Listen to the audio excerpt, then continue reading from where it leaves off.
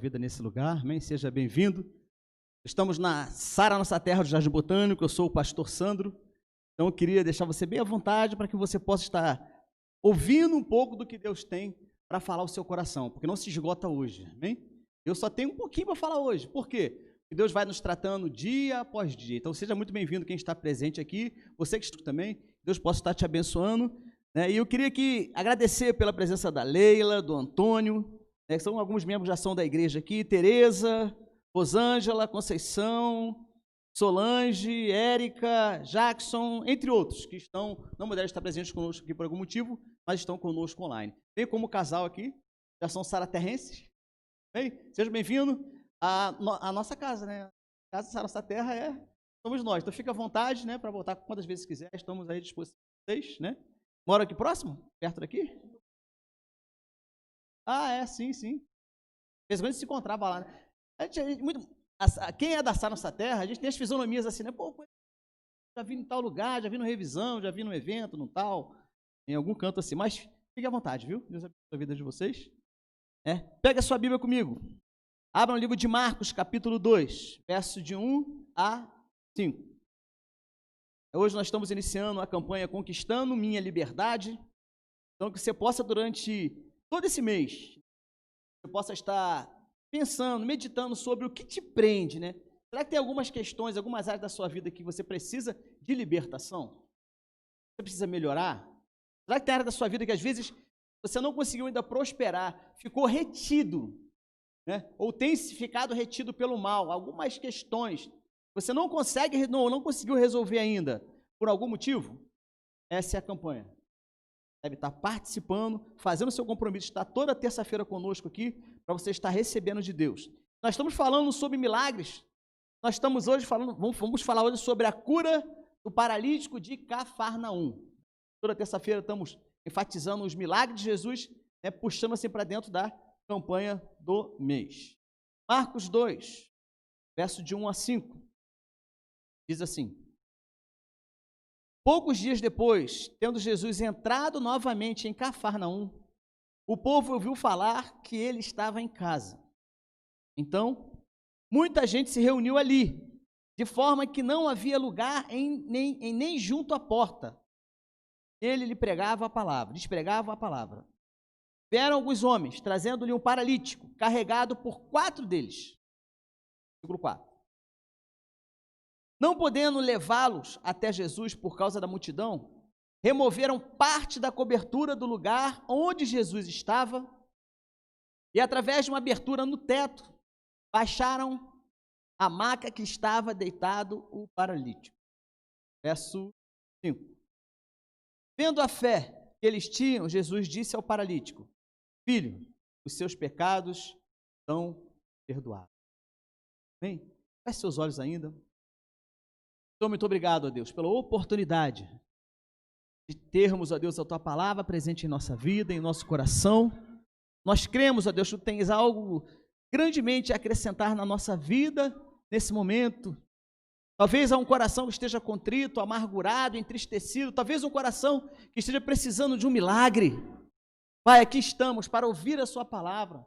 Que possa usar a voz do pregador, mas que o Teu Espírito Santo, aquele que estava lá quando essa palavra foi escrita, ele também se faz presente hoje na nossa vida, na vida de cada um que está nos ouvindo, eu creio nisso.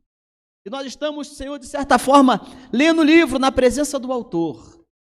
Nós pedimos, Espírito Santo de Deus, se revela a nós, dá-nos aquilo que nós precisamos, não o que queremos, mas o que precisamos ouvir de Ti. Nos assentamos aos Teus pés, para ouvir a Tua palavra, Pai.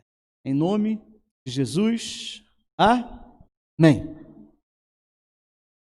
Vamos lá, queridos. Olha só, esse texto aqui, entre outros milagres de Jesus, é interessante. Como eu já venho falando nas outras terça-feiras,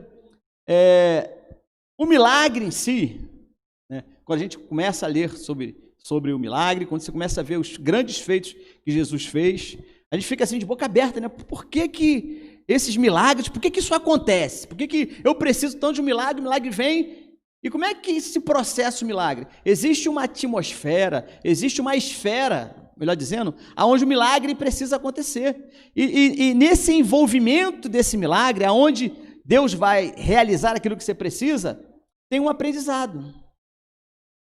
Como a gente viu nos outros milagres, esse não é diferente. Não foi simplesmente 4 amigos que pegaram uma pessoa, levaram lá, Jesus curou, ele voltou para casa. A gente lê normalmente assim, né? De forma bem grotesca, assim. A gente pega lá, ele é assim, tinha lá, Jesus chegou na cidade e tal, 4 pessoas foram lá, pegaram o amigo, levaram, não tinham como entrar, abriram lá a parte lá do teto, do telhado lá e tal, e desceu ali o paralítico nos pés de Jesus, foi curado. E o cara voltou para casa curado. Não é só isso. Ao redor dos milagres de Jesus, tem uma quantidade gigantesca de ensino. Não foi simplesmente um milagre assim. Não foi simplesmente ir lá e fazer o sobrenatural acontecer. Jesus, ao fazer seus milagres, ele tinha para mim, tinha para você, né, algo a nos ensinar. Ele estava pregando o reino. E quando Jesus saía de uma cidade, ele ia para outra, quando ele estava residindo em algum local, ou parado em algum lugar, os milagres aconteciam. Mas não era simplesmente porque ele queria curar alguém de algum problema. Era porque ele queria ensinar alguma coisa. Primeiro, aos seus discípulos. E depois a toda a multidão. Então, nunca enxergue o milagre de Jesus, nunca enxergue, né, esse sobrenatural de Deus acontecendo de maneira isolada. Deus não faz isso. Deus, ele sempre vai nos trazer um ensinamento em cima do milagre. E eu não sei qual milagre que você precisa. Eu não sei qual milagre que você em casa está precisando. Não sei se é uma libertação, se é uma cura. Deus sim, ele pode te curar, mas ele quer muito mais do que te curar, ele quer trazer para você um entendimento, ele quer mudar a sua mente, mudar a nossa mente. E o interessante, porque esse milagre ele acontece num contexto, Cafarnaum, podemos dizer que era a cidade base de Jesus. Então ele ia para vários lugares e ele voltava para Cafarnaum. E diz o texto, como a gente viu, que ele estava na casa onde ele estava hospedado, né? Algumas versões diz que ele estava hospedado lá, outra diz que era a casa dele, mas, ou seja, ele estava numa casa. E ao vir de uma das suas viagens, ao chegar nessa casa, a multidão já o acompanhava. E todo mundo com uma expectativa, qual era? Eu quero um milagre, eu preciso de um milagre.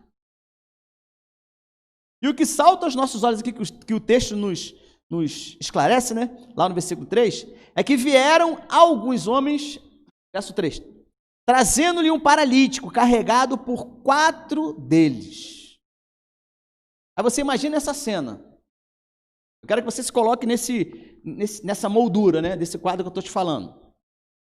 Jesus, dentro da casa, as janelas, as portas, todas ocupadas por gente, ele lá dentro falando sobre o reino de Deus, existia lá dentro alguns escribas, existia lá dentro alguns religiosos da época, tanto é que você vê nos versículos mais abaixo, alguns religiosos duvidando daquele milagre que ele estava fazendo. Então, monta essa cena na sua cabeça. Aí, de repente, o que acontece?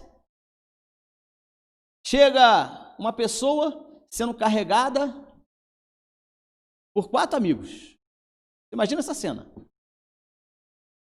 A casa cheia, né? Não sei se tinha quintal, se tinha portão, né? Não sei, mas não tinha como ter acesso, nem pela janela, nem pela porta. Carregada por 4 amigos. A doença daquele moço, a Bíblia não descreve, mas possivelmente teria sido uma doença degenerativa. Provavelmente não teria nascido daquela forma. Provavelmente ele estava cada vez ficando pior. Tanto é, porque você vai analisar alguns outros milagres de Jesus, você viu o exemplo da mulher hemorrágica, que ela fez de tudo, gastou tudo que ela tinha e não teve cura. Então, certamente, essa família, esses amigos, já tinham levado esse homem a todos os médicos da época. Mas olha que interessante, certamente a gente tinha percorrido todos os médicos daquela época, né? De repente, brota uma esperança para aquele doente. Os seus amigos o levariam a um mestre que fazia milagres em nome de Deus. Está montando esse quadro? Vocês em casa estão montando esse quadro na sua cabeça? Né? Os 4 amigos têm a seguinte ideia. Pô, velho, olha só. Tem um mestre aí que ele cura em nome de Deus. E eu já vi ele curando em nome de Deus. O nome dele é Jesus. Não tem jeito, já fizemos tudo com você, já te ajudamos de todas as formas. Não teve jeito para a sua cura.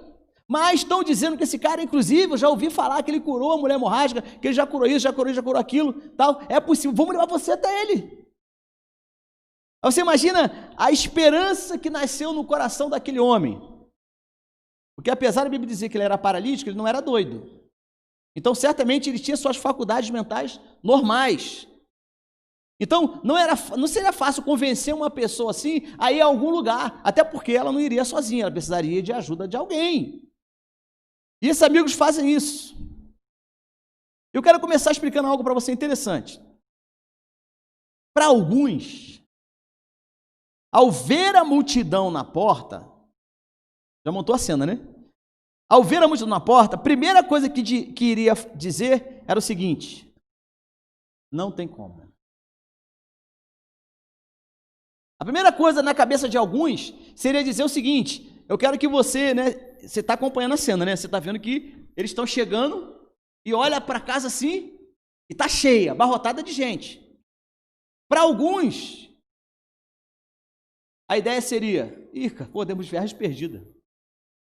Não tem como. Olha só, como é que a gente vai entrar ali, velho? Olha lá, multidão de gente. Não vão, todo mundo quer ser tocado por ele, quer receber uma oração por ele. Não tem como entrar nessa casa. Vamos voltar para casa. Ó, paralítico. A Bíblia não diz o nome dele, né? Ou não, nome de parar, só porque é paralítico, mas não entenda isso como uma anedota, não. Ô, parar aí, não tem como. Aí, como é que a gente vai fazer isso? Não tem lá, olha lá a multidão, não tem nem como entrar. Mas foi isso que eles fizeram? Sim ou não? Não. Eu fico imaginando os quatro conversando e arquitetando assim um plano de, pô, velho, aí, como é que a gente vai fazer? Não, já viemos até aqui, pô. Já chegamos aqui na porta, não dá para entrar, vamos dar um jeito. O primeiro desafio para aquele que quer o milagre se chama insistência. A maior crise hoje está naqueles que buscam o milagre de Deus, é que não são insistentes em buscarem os seus milagres. Na primeira dificuldade, fala, sabe como? Não tem como. É muito difícil. Sabe por quê? Nós, seres humanos, estamos muito, por causa do pecado original, né? Estamos muito acostumados à cultura do convencional. O que é a cultura do convencional? A cultura convencional é a cultura do mais fácil, a cultura do que dá menos trabalho, a cultura do que não me tira da zona de conforto. Essa é a cultura do convencional. Daria muito trabalho para aqueles homens ter que pegar ele e subir no telhado. Mas deixa eu te falar uma coisa, presta bem atenção, olha para mim aqui. Esses homens, eles não estavam ali para viver o convencional. Aquele que busca o milagre de Deus, ele não pode pensar num convencional, ou seja, fazer tudo aquilo que todo mundo faz. Porque na realidade, aquele que precisa do milagre, ele tem que ir além. Lembrem-se, o paralítico ali, ele não estava ali obrigado. Então, a mente dele fazia parte da arquitetura de como ia fazer para chegar no telhado. Porque certamente, se o paralítico falasse assim, oh, pô, velho, obrigado, chegaram até aqui, né? Mas, pô, subir no telhado não tenho como, não sei, vamos derrubar. Então, eles compactuavam de uma mesma mentalidade. Sabe qual era a mentalidade? Vamos vencer a multidão. Como? Não sei, vamos dar um jeito. Eu fico imaginando eles pensando, né? Pô, mas como, velho? De repente, um deles pode ter pensado assim, aí, vamos pelo telhado? Aí, certamente, o outro falou o quê? A Bíblia não tem esse diálogo, né?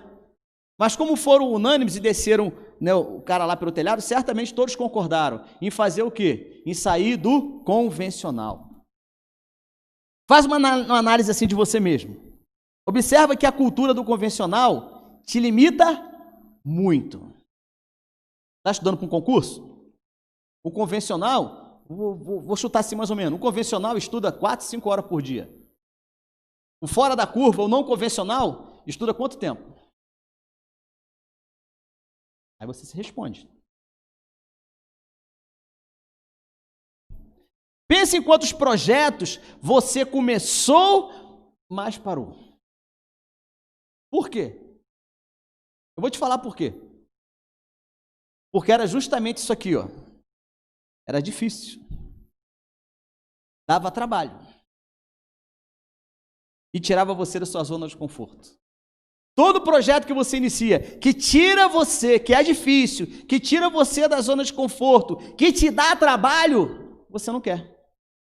Sabe por quê? Porque muitos estão viciados simplesmente na cultura do convencional. Só vou fazer o básico. O básico estava lá no meio da multidão. Aquele que quer milagre, ele sobe até o telhado. Você entendeu isso? Você quer algo a mais para a sua vida? Saia do convencional. Você já viu aquele filme Procurando Nemo? Já viu? Você riu, né? Já viu Procurando Nemo? Não sei se você viu, não estou fazendo programa de filme não, mas depois dá uma olhada em casa. É interessante porque tem um personagem, hoje eu vi esse trechinho lá no YouTube, falei, isso aqui mesmo.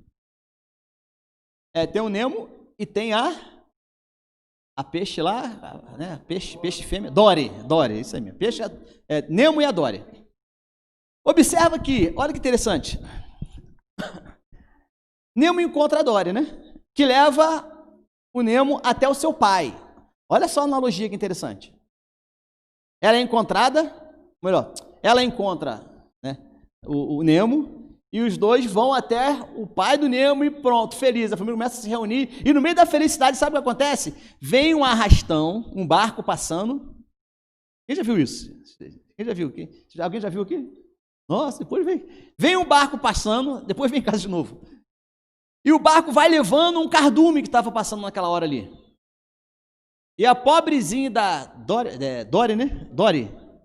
Eu ia falar Dorothy, Dory. A pobrezinha da Dory, ela é engolida, né? Engolida assim. Ela é capturada pela rede que estava puxando o cardume. E o barco ele vai andando, era uma rede de arrasto, e à medida que a rede ia enchendo, ia ficando pesada, né? Ia entrando no automático lá no barco e a rede ia sendo puxada, e todo um cardume estava sendo levado. Mas de repente, Nemo se perde da Dory e a Dory entra, vai lá e ela é sugada lá pela rede, e ela é capturada e ela ia morrer, igual os outros peixes e tal.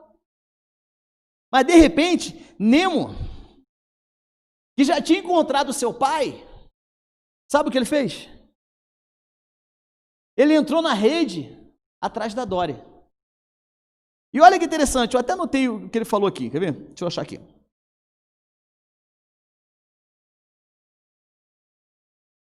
Ela começa a gritar, né? Socorro! Ela começa de dentro da rede, né? Presta atenção, às vezes está dentro de uma rede. Ela começa a gritar, socorro, socorro, socorro. Aí o Nemo, ele vai em direção à rede. Gente, quem viu o filme era um peixe pequenininho, um peixe palhaço pequenininho, ali era um cardume gigante, ia ser massacrado ali. Mas a Dory, que era amiga dele, foi lá para dentro e se perdeu lá, e ela ia ser sugada e ia morrer lá, igual todos os outros peixes. E aí o pai do Nemo segura ele e fala para ele assim, ó, eu não vou te perder de novo. Porque ele ficou desesperado, porque se um filhinho dele entrasse naquela rede, velho, já era. Mas aí Nemo ele fala o seguinte, pai, é o único jeito de salvar Dory. Eu fiquei falando, caramba, o que ele vai fazer? Quem viu o filme a primeira vez fica assim, né? Pensa, nossa, o que ele vai fazer nesse peixe todo? Mas quem já viu o filme sabe o que acontece. Ele entra dentro da rede, ele se deixa ser capturado pelaquela rede junto com a Dory, ele encontra a Dory lá no meio dos peixes. E quando a rede está sendo recolhida pelos pescadores, o pai do Nemo começa a dizer ao cardume, não desista. Complete a frase. Quem lembra? Nade para baixo. E depois, continue a nadar. Continue a nadar. E aí é interessante, porque os peixes começam a ficar lá sem ar, e de repente os peixes viram, entendem como é que é, e começam a nadar, e eles vão para fundo, eles vão, e chega uma hora que o peso deles nadando por fundo contra, né, a rede estava sendo puxada por barco, quebra lá a madeira lá no barco, o peixe, a rede rasga, sei lá, vai até o fundo e todos os peixes saem felizes da vida. Por quê? Porque não foram capturados. Olha que interessante. O menor dos peixes falou assim para o seu pai: é o único jeito de salvar Dory, né? Dory. É o único jeito de salvar Dory. Eu vou entrar aí e só existe um jeito. É eu entrando aí junto com ela e ensinar e falar para os peixes: nade para baixo. E mais o quê? Continue a nadar. E um grande coral se forma ali. O pai dele lá fora, os peixes ali, e todos começam a dizer o quê? Continue a nadar, continue a nadar, continue a nadar.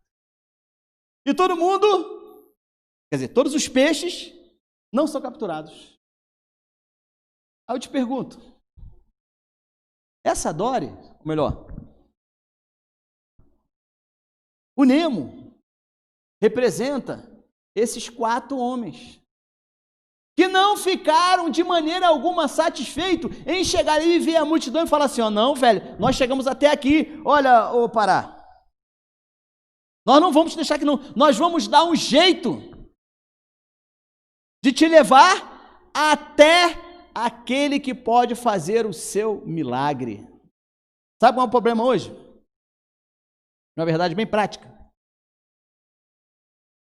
Muitas pessoas ficam presas nessas redes e não tem ninguém para tirá-las de lá.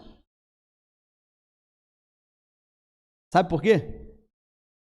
Porque existe um outro grupo de pessoas que não querem fazer, não querem se arriscar, não querem fazer o que Nemo fez, entrar lá e tirar ela de dentro daquela rede. Ainda que isso aí venha dar a ele um grande sacrifício. Ele quase morreu por isso. No filmezinho, né? Existem pessoas que estão dispostas a te ajudar. Amém? Você que está online, está nos vendo, talvez você não seja de uma igreja, mas existem pessoas que estão dispostas a te ajudar. Te ajudar a você sair dessa rede que te prende. Nem que isso custe a própria vida da pessoa. Pastor, isso aí é complicado. Mas não esqueça, Jesus deu a vida dele, ele entrou na rede da sua vida para morrer no seu lugar. Ele foi levado pela rede. Para quê? Para que eu e você tivéssemos vida. Então, o entendimento do milagre passa por isso. Não é só ir lá e um milagrezinho foi embora, não. É o preço que você paga para resgatar alguém. Mas o problema é que na cultura do convencional, a gente não quer entrar na rede, a gente não quer pagar o preço de ir lá e tirar aquela pessoa da onde ela está vivendo. Por quê? Porque dá trabalho. Porque a cultura do convencional, que está embutida dentro da gente, está dizendo assim, ó, ih, velho, dá muito trabalho. Deixa para lá. Os 4 amigos do paralítico foram totalmente fora da curva, igual o peixinho lá, né? A cultura do convencional não paralisou a intenção deles de levar o seu amigo até Jesus. Anota aí rápido, 4 características de pessoas que são fora da curva. Primeiro, ousadia. Tem dúvida que eles foram ousados? Os 4? Tem dúvida que o peixinho lá foram ousado? O que é essa ousadia? É a arte de portar-se frente às obrigações, oportunidades e desafios. Sabe por que muitas das oportunidades pessoas perdem? Por falta de ousadia. Não são pessoas ousadas, estão confinadas, estão aprisionadas dentro da cultura do convencional. Aí o que acontece? Não sai da curva. O que acontece? Não é uma pessoa ousada. Quer um exemplo disso? Diz assim, 1 Samuel 17:32. Ninguém deve ficar com... Olha só, presta atenção nesse texto. Davi disse a Saul, você conhece Davi, já ouviu a história dele. Disse a Saul, o gigante, ninguém deve ficar, ou melhor, o rei, né? Ninguém deve ficar com o coração abatido por causa desse filisteu. teu servo e irá à luta com ele. Respondeu Saul: não tem condições de lutar contra esse filisteu. Você é um rapaz e ele é um guerreiro desde a sua mocidade. O que você achou que Davi fez? Pegou a vasilha lá dos queijinhos que levou para o irmão, botou debaixo do braço, falou: é verdade, poxa, eu nunca guerreei, não tenho as estratégias de batalha. Mas a resposta dele já estava acima. Olha só o que ele falou: ô rei, é o seguinte, olha só, vou falar na minha linguagem, tá? Linguagem meio cariocada aí. Rei, é o seguinte, olha só, avisa para geral aí que tá tranquilo, eu vou matar esse gigante. Se você estivesse perto dele, o que você faria? Pelo menos uma boa gargalhada. De olhar assim, você, desse tamanhozinho, Nemo.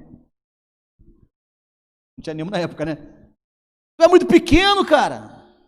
Como é que você vai guerrear contra esse gigante? Mas o que ele falou? Qual foi a ousadia dele? De dizer assim, ó, fica com o coração abatido não.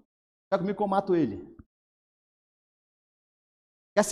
Quer ser fora da curva? Quer sair do convencional? Seja ousado. São 13 mil candidatos, só tem 30 vagas. O problema deles, uma é sua. 29 eles correm atrás. Entendeu isso? Mas muito começam como? Começam assim, ó. Saiu o edital? Saiu. Quantas vagas? 300. Quantos candidatos tem inscrito? Até agora 10 mil. Nossa! Fechou a inscrição? Não, tem mais uma semana. Aumentou para 25 mil. Meu Deus, 30, 20, como é que eu fui? Dou conta não, olha só. O ousado pensa como? Ih, beleza, olha só. Uma é minha, as outras 29, eles briguem lá. Porque eu sou fora da curva, eu sou ousado, eu vou estudar mais que todo mundo e eu vou passar nessa prova. Deus vai me abençoar. Eu faço a minha parte, Deus faz a parte dele. Foi o que o Davi falou. Não, esquenta a cabeça não, velho. Eu vou lá e vou matar esse cara. Você acha? Mas estava na força dele isso? Segunda característica de quem é fora da curva. Atitude. Ela nos impulsiona a não pararmos, a seguir em frente. A falta de atitude é o resultado da intimidação que a vida traz à pessoa. Vamos voltar para Davi. 1 Samuel 17, 34 e 35. Davi, entretanto, disse a Saul: teu servo toma conta das ovelhas do seu pai. Quando aparece um leão ou um urso e leva uma ovelha do rebanho, eu volto para casa chorando. É isso que ele fez? É isso que ele fazia? Olha o que o texto fala. Eu vou atrás dele. Gente, está dizendo o seguinte: o leão pegou e levou. Davi ia atrás do leão. Ele ia atrás do urso. O que ele fazia? Dou-lhe golpes e livro a ovelha da sua boca. Quando se vira contra mim, eu o pego pela juba e lhe dou golpes até matá-lo. O que você acha? É um cara de atitude? Quer o seu milagre? Ousadia aí? Atitude. Não, eu vou ficar aqui, né? Não, eu vou ficar aqui. Deixa a guerra rolar lá. Não tem nada a ver com essa guerra. Eu não sou soldado de guerra. A guerra é entre os guerreiros lá, entre os soldados de Israel. Não, eu sou um pastorzinho de ovelha. Vou me meter nessa briga nada, eu vou morrer. Não vou dar conta. Foi isso que ele fez? Não, ele teve atitude.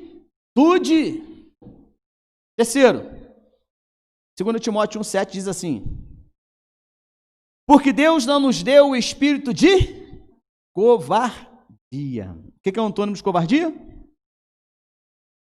Coragem. Isso. A coragem anula o efeito do medo. 1 Samuel 17, 41. Enquanto isso, o filisteu, olha só esse texto, com o seu escudeiro à frente, vinha se aproximando Davi, olhou para Davi com desprezo e disse, viu que ele era um rapaz ruivo, de boa aparência, e fez pouco caso dele. E o filisteu amaldiçoou Davi, invocando os seus deuses, e disse: vem aqui, e darei as carnes às aves do céu e aos animais do campo. Davi, porém, disse ao filisteu: você vem contra mim com espada e com lança, mas eu vou com você com qual arma? Eu tenho uma funda aqui que eu vou te matar. Foi isso que ele fez? O instrumento foi a funda, mas ele foi para a guerra em nome de quem? Você vem com a arma contra mim, eu vou contra ti em nome do Senhor dos Exércitos. Olha a coragem desse cara. Monta o quadro, vai para dentro da cena. Davi, aquele menino ruivo, baixinho, aquele gigante, diz o texto aqui que o escudeiro veio na frente trazer as armas, né? Era o Golias andando e o escudeiro do lado trazendo as armas. Davi vai assim, aquela fundazinha dele pendurada assim na cintura, amarradinha aqui, vai perto do cara, o cara fala: eu vou te matar e vou arrancar tua cabeça. Davi fala assim: você vem comigo com isso tudo aí? Eu vou com você, eu vou contra você em nome do Senhor dos Exércitos. O cara fala: eu vou pegar tua carne e vou levar para os bichos comer no meio do mato aí. Ele fala assim: eu vou te matar com sua própria espada. Eu vou arrancar tua cabeça. E eu que vou fazer isso com você. Deixa eu te falar, bichinho ousado. Né? É ou não é? Você acha que ele tinha coragem? E você tem coragem? Para diante das suas crises, diante da sua dificuldade, você falar isso? Fala: Senhor, chega, a partir de hoje, a minha vida está entregue nas mãos de Deus. Eu ando segundo o que Ele quer, não o que eu quero. A partir de hoje eu vou fazer isso com coragem, com atitude, porque eu sei por quem eu estou pelejando. Essas pessoas estão vindo contra mim com essas armas, falando isso, dizendo isso, agindo desse jeito. Deixa eu falar uma coisa: eles não sabem o Deus que eu sirvo. É muito maior, é muito mais forte do que qualquer arma. Então, eles não sabem com quem eles estão lidando. Mas para falar isso, você tem que ter muita coragem. E a última. O texto já dá a resposta, né? Hebreus 11, 6 fala assim: ora, sem, completa aí, ora, sem, de novo, ora, sem é impossível agradar a Deus, porque é necessário que aqueles que se aproximam de Deus creia que Ele existe. Amém? E que é galardoador dos que o buscam. Quarta característica. Qual é a primeira? Ousadia. Qual é a segunda? Qual é a terceira? Qual é a quarta? Essas são as características dos 4 homens que estavam junto com o paralítico ali. Sim ou não? Entende isso? Agora, olha esse grande finale aqui. Olha que interessante. Fé. Ora, sem fé é impossível agradar a Deus.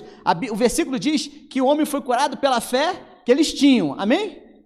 Você viu lá no final do versículo. Disse que eles foram curados pela fé que eles tinham, incluindo o doente. Quer dizer, o paralítico estava bom. Foi pela fé deles. Mas olha o que a Bíblia diz. Você não consegue agradar a Deus, porque a Bíblia diz que é impossível agradar a Deus se você não tiver fé. A fé que tinha no coração daqueles 4 amigos agradou a Jesus. Você entendeu isso? Agradou a Jesus. Mas é só isso? Não. Olha sempre alguém perto de você, não dá para falar, fala sempre ele assim, ó. Não é só isso. Tiago 2 diz, fala assim, ó. Assim também a fé, por si só, se não for acompanhada de obras, ela é o quê? Morta. Então não é só ter fé, é ter fé e a fé tem que ser acompanhada de obra. Pastor, eu tenho muita fé, eu oro muito e tal. Ok, beleza, mas isso não é suficiente. A obra aqui fala sobre você entender o propósito de Deus. Eu não sei o que você pode fazer, mas olha só, pergunte ao seu líder, pergunte a um de nós, pastor, o que eu posso fazer? Eu tenho várias limitações, mas o que eu posso fazer para o reino de Deus?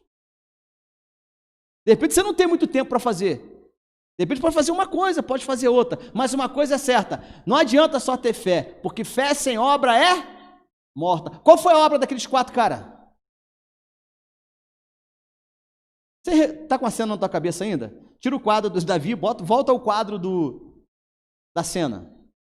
Jesus dentro da casa, não sei se estava sentado em pé, falando com todo mundo assim, aí de repente começa a cair não sei se era palha, o que era naquela época, começa a cair alguma coisa assim, tá aí, Jesus começa, todo mundo fica, o que está acontecendo aqui? O que é isso? De repente, desce um paralítico amarrado numa cama, nos pés de Jesus assim.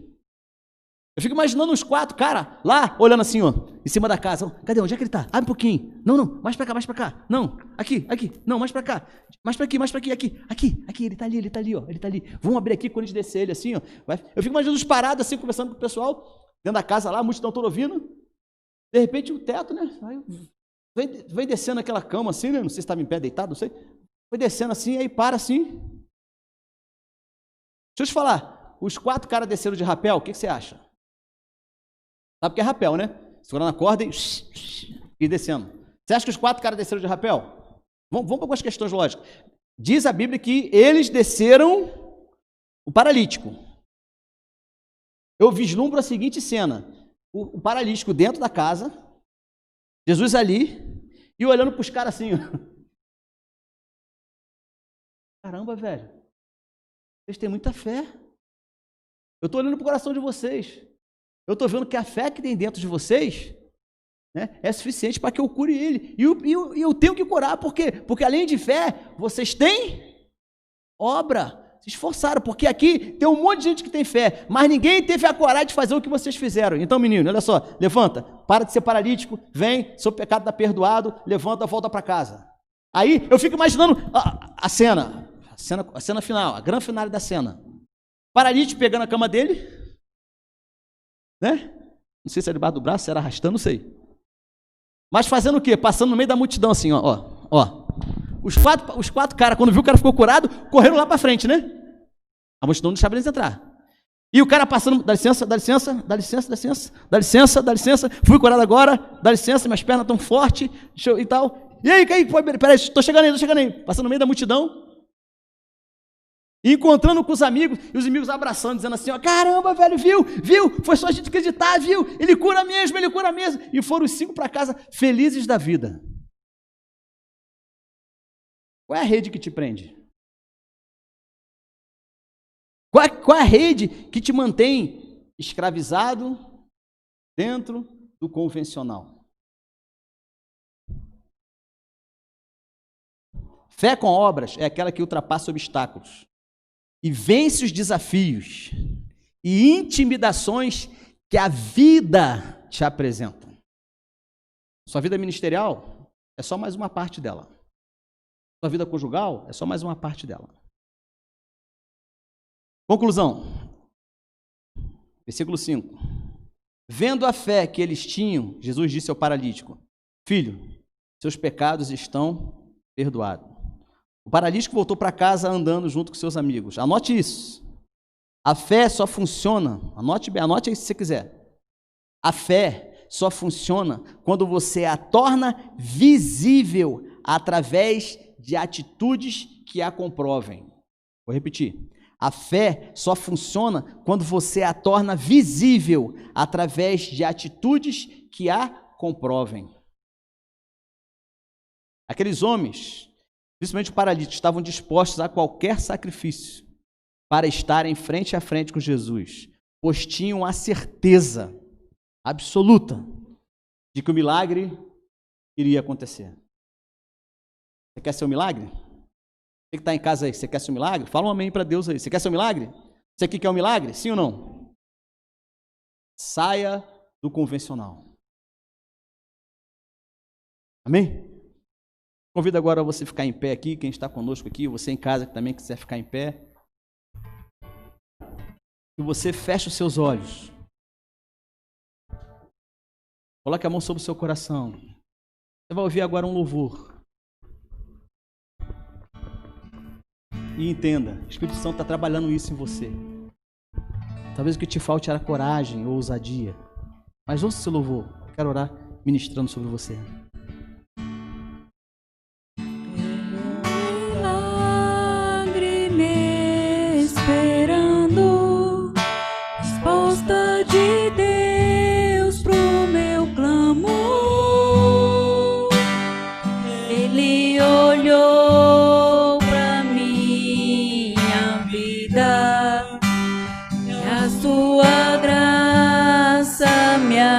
alcançou. As dores eu deixo no altar, levo a paz comigo, levo a certeza no meu peito de tudo que Ele fez por mim. Eu tenho um Deus que é sobre tudo e tens todo o poder. Eu tenho um Deus, Ele é imenso e nele eu posso crer. Aleluia, Senhor. Pai, aqui estamos diante da Tua presença. Essa pessoa que hoje nos ouve, ó Deus, que talvez esteja aprisionada, talvez o seu coração esteja paralisado. Aquele paralítico, ele representa não simplesmente uma pessoa que não andava, mas ele representa hoje todos aqueles que têm a vida paralisada, que estão atrás de um milagre, que já fizeram de tudo, já procuraram em vários outros lugares, talvez em várias outras igrejas, mas hoje você entendeu que depende muito mais de você sair da sua zona de conforto, sair do convencional e ser ousado, e ser corajoso, e ter atitude, e ter coragem para chegar até os pés de Jesus. E quando Ele te olhar, Ele vai ver e vai falar assim, ó, nossa, você tem muita fé, e a sua fé vem com obras, então volta para sua casa, você está curado. E Deus quer te visitar aí onde você está, você que está com o coração amargurado, deprimido. Talvez as pessoas ao seu redor te rejeitem, talvez você seja um rejeitado aí na sua casa, talvez a sociedade te rejeite, talvez você não consiga parar um emprego, talvez você esteja doente, talvez você esteja com medo. Sabe de uma coisa? A ousadia, junto com a coragem, anula o efeito do medo. Ainda que a multidão seja grande, mas o Senhor está ali. E Ele está aqui hoje, aí na sua casa, no seu coração, pronto para te receber e dar a você o seu milagre. Você crê nisso? Então diga amém. Diga amém aqui, diga amém na sua casa. Senhor, muito obrigado, Pai, que temos ouvido e entendido a Tua palavra. Visita agora essa alma que talvez esteja em lágrimas, talvez esteja buscando há tantos anos, talvez há décadas, um milagre que nunca vem. Não é porque Jesus não quer curar, não é porque Deus não se faz presente, é simplesmente porque muitas das vezes você está vivendo um convencional. Deus te chama para você viver fora da curva, ir para um outro nível. Abençoa, Pai, essa vida. Repete comigo essa oração, diga assim, Senhor Jesus, eu quero ser uma pessoa que viva fora da curva. Nenhuma rede vai me levar, vai me arrastar e tirar a minha vida, porque eu sei que o Senhor está comigo. E nessa noite eu te recebo como meu único e eterno Salvador. Renovo contigo a minha aliança de te servir e entrar na rede, se necessário for, entregar a minha vida por amor de outras pessoas, assim como foi o seu exemplo, em nome de Jesus. Amém? Você crê nisso? Salva de palmas ao Senhor, glória a Deus. Pode tomar o seu assento. Deus te abençoe. Essa palavra não se encerra aqui, amém? Essa palavra continue aí no seu coração. Leve ela a outras pessoas, pegue o link dessa palavra, manda para alguém, você que está nos acompanhando pelo Facebook ou pelo YouTube, né? Você conhece alguém que precisa de um milagre? Independente do milagre que a pessoa precise, mande essa palavra para ela. Eu tenho certeza que Deus vai visitar a vida dela. Amém? Glória a Deus. Vamos para um outro momento agora do nosso culto, onde nós fazemos